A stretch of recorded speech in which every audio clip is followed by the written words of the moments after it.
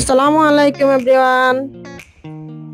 কাছে এবং দূরে, দেশে এবং বিদেশে যে যেখান থেকে ভিডিওটি দেখছেন, আশা করি আল্লাহর অশেষ রহমতে আপনারা ভালো আছেন। আমরা আলহামদুলিল্লাহ ভালো আছি। প্রতিদিনের মতো রান্না শেয়ার করতে চলে আসলাম আপনাদের সাথে। আজকে তৈরি করে দেখাবো চিকেন শর্মা বান।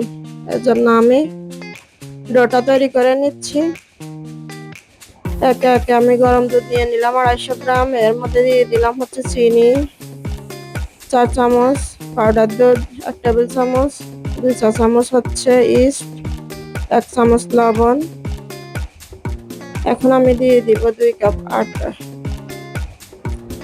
ময়দা দিয়ে আটাটা তৈরি করলে, ডোটা তৈরি করলে হচ্ছে ডোটা খুব ভালো হয়, খেতে ভালো লাগে। ডোটা আমি তৈরি করে নিচ্ছি। এরপর যে একটু তেল ইউজ করতে হবে, আমি একটু তেল ইউজ করব, সাথে একটু বাটারও দিব। তেল যতটুকু পরিমাণ লাগে ততটুকুই দিব। আমার 2 টেবিল চামচ লাগবে, আমি 2 টেবিল চামচই দিচ্ছি। এরপরে ডোটা তৈরি হওয়ার পরে আর একটু উপর দিয়ে দিব। দিয়ে দিলাম একটু বাটার। এটা দিয়ে আরো ভালোভাবে মথে দিব। ডোটা দিয়ে আমি রেস্টে রেখে দিব 2 ঘন্টার জন্য। ডোটা তৈরি হয়ে গিয়েছে। এখন আমি একটা ঢাকনা দিয়ে রেখে দিব। এখন আমি চলে আসলাম রান্না করে। চিকেন কিমা তৈরি করে দেখাবো। যেহেতু ভিতরে আমি ডোটা চিকেন বান যেহেতু বানাবো, চিকেন শর্মা বানের জন্য আমি কিমা করে নিব। পেঁয়াজ দিয়ে দিলাম অল্প পরিমাণ তেলের মধ্যে, বেশি তেল দিব না এখানে। তারপরে চিকেন গুলা দিয়ে দিলাম চিকেন। এখানে আমি একটা চিকেনের ব্রেস্ট পিস নিয়েছি।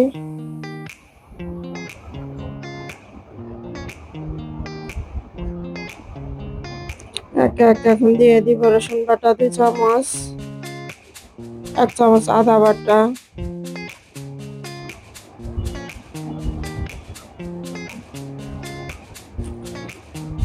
1 চামচ লাল মরিচের গুঁড়া। চাল আপনাদের স্বাদ মতো দিবেন, আমি আমার স্বাদ অনুযায়ী দিয়েছি। দিয়ে দিলাম গোলমরিচের গুঁড়া, দিয়ে দিলাম গরম মশলার গুঁড়া, দিয়ে দিলাম জিরার গুঁড়া, দিয়ে দিব হচ্ছে লবণ। একটু নেড়ে ছেড়ে তারপরে দিব হচ্ছে একটু সয়া সস। ভালোভাবে মশলাগুলো মিশিয়ে নিয়ে এখানে এক্সট্রা পানি ইউজ করার কোনো প্রয়োজন নেই, যেহেতু চিকেন থেকে অনেক পানি উঠে আসবে। এজন্য এক্সট্রা পানি অ্যাড করব না আমি।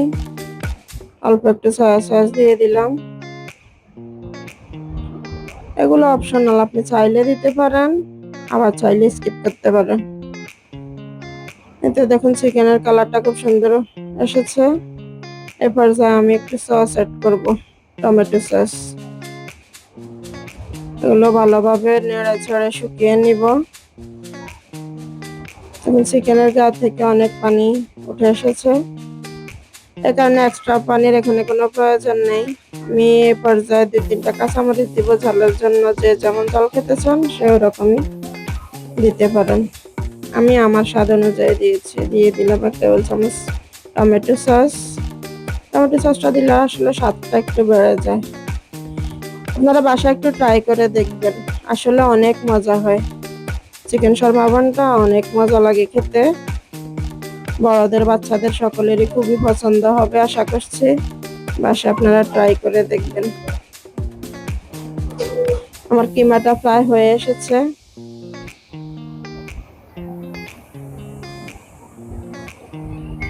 এখন আমি চিকেনের সাথে মিক্স করার জন্য একটা ক্রিম তৈরি করে নিব। এর জন্য আমি নিয়ে নিলাম 4 টেবিল চামচ দই, খাবার দই, রেগুলার যে দইটা আমরা খাই ওটা, ঘরে তৈরি করা মায়োনেজ দিয়ে দিলাম।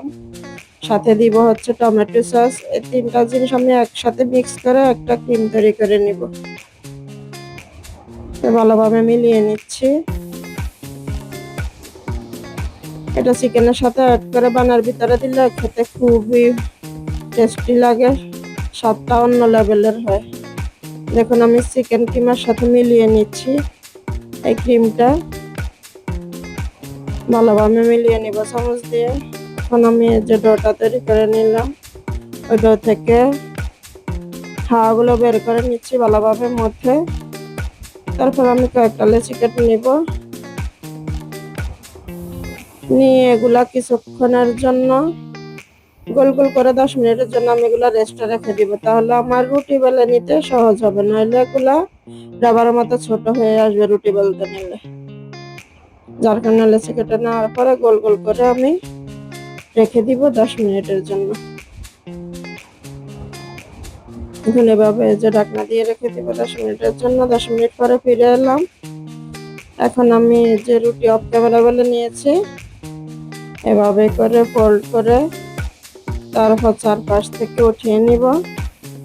এরকম করে আমি সবগুলো বান তৈরি করে নিব। দেখুন কতটা সহজ, আসলে যেমন সহজ রেসিপি ওরকম খেতেও খুবই টেস্টি।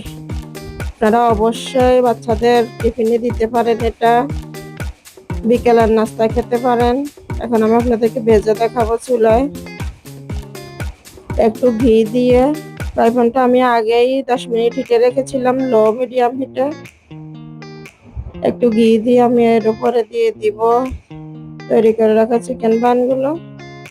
তার উপর দিয়ে আমি আরেকটু ঘি দিয়ে দিব। ঘি দিলে হয় কি ফ্লেভারটা একটু অন্যরকম হয়, খেতেও খুব ভালো লাগে। একটু ঢেকে দিব 14-15 মিনিটের মতো, রাখলে হয়ে যাবে আমার চিকেন শর্মা বান।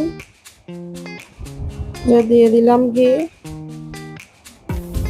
তারপর 14-15 মিনিটের মধ্যে দেখবেন কিভাবে তৈরি হয়ে যায় চিকেন শর্মা বান। ঢেকে দিলাম কিছুক্ষণের জন্য। দেখবেন সুন্দর একটা কালার চলে এসেছে। এখন একটু উল্টে দিব, দেখছেন কি সুন্দর একটা কালার আসছে। অনেকে ক্যামেরার মধ্যে হয়তো দেখে আপনারা বুঝবেন যে হয়তো লাল হয়ে গিয়েছে বা পুড়ে গিয়েছে, আসলে কিন্তু তা না, কালারটা এরকম হয়েছে। এখন আমি সার্ভিং ডিশে নিয়ে আপনাদেরকে দেখাবো। দেখুন, আজকের মতো এ পর্যন্ত। সবাই ভালো থাকুন, সুস্থ থাকুন। আল্লাহ হাফেজ, আসসালামু আলাইকুম।